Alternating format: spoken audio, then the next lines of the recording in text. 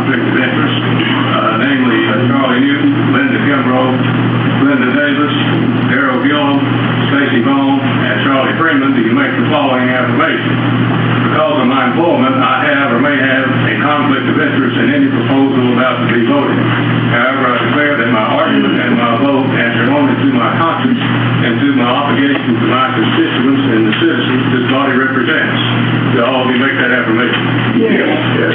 Those of you that acknowledge you have an indirect conflict of interest, namely Gary Hicks, Shane Bailey, and Jeff Barrett, do you acknowledge that indirect conflict of interest for all purposes and actions of this meeting? Yes. Yes. Let the record reflect that all have on both conflicts. Motion by Commissioner Barrett, we have a second. Second. Commissioner Barrett, you're not a member of the Solid Waste Committee, are you? No, sir, I am not. How come you're introducing this instead of someone from the Solid Waste Committee? Okay. Well, basically, Mr. Mallett, I represent the people of the 2nd District, which covers Churchill, McPeters, Bend. Now, I cannot speak for Commissioner Craddock or Commissioner Castle, but the people that I represent tell me that they believe that there is a conflict of interest there. They also tell me that if there is not a conflict of interest, that there is the perceived appearance of a conflict of interest. So in recognition and my official duties, I am bringing that before the County Commission representing the people that I represent. What about other commissioners that have conflicts? Why didn't you single out none of them? The only people that have been mentioned by the people that I represent is Mr. Freeman. You understand if this passes or don't pass, it don't mean anything. You understand that? Yes, sir, that is correct. So why are you wasting our time introducing such frivolous things as this? Well, I do not consider representing the people in that district a waste of time. I am only bringing this before the County Commission. The County Commission can either vote for it or they can vote against it. That's their choice. I feel like that this resolution is a direct conflict with or attack on my character and my honesty.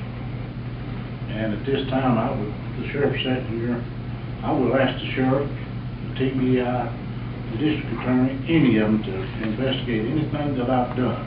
I'll open my house up and my dealings with Somerset Recycling out of Kentucky. I'll open it up and let them look at anything they want to. My honesty is being attacked here by by certain members of this commission. And I think the two, one that introduced it and one that seconded it, they're supposed to be held to higher standards than they're doing. So I feel like that there is a reason for this, and I know it's political. That's all in the world it is. But I have done more for this county than I'd say any commissioner sitting here. It is an attack on my character, and so help me God, I am clean as a person.